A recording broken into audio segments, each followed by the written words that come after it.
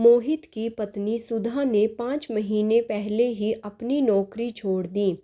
अब वो पूरी तरह से गृहिणी बन गई थी और इस बात का उसे कोई मलाल नहीं था, क्योंकि घर में बूढ़े सास ससुर और उसके 4 साल के बेटे मिहिर को उसकी ज़्यादा ज़रूरत थी।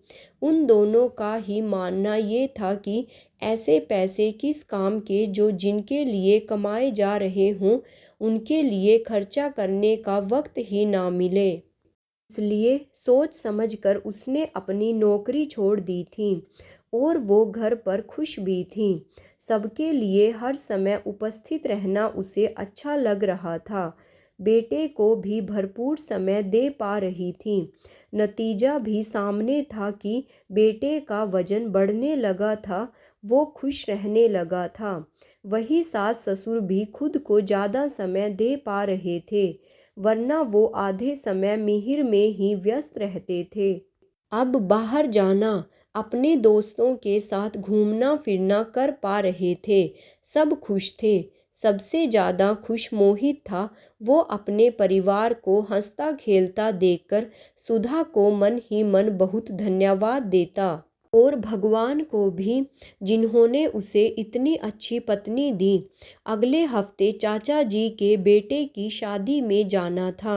सुधा ने सारी तैयारी कर ली थी। मोहित ने छुट्टी भी ले ली थी।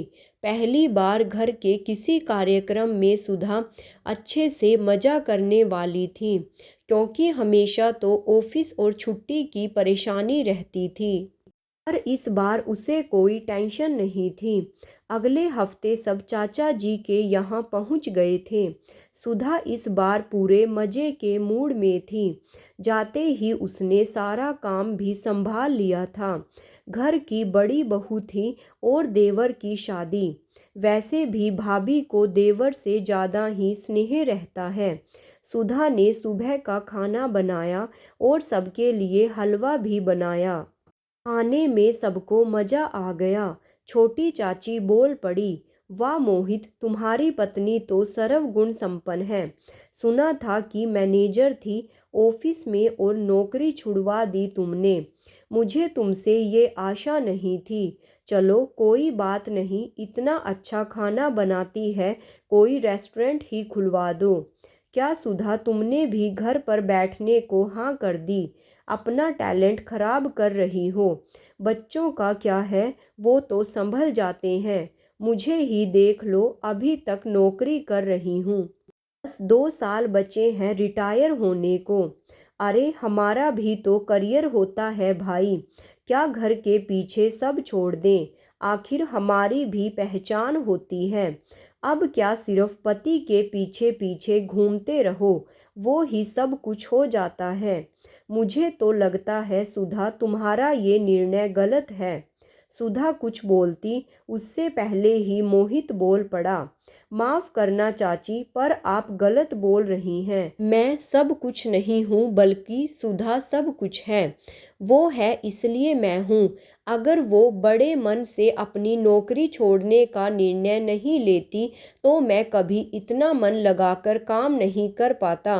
वो सिर्फ मेरे बेटे का ही नहीं, बल्कि माँ पापा और मेरा हम सबका ख्याल रखती है।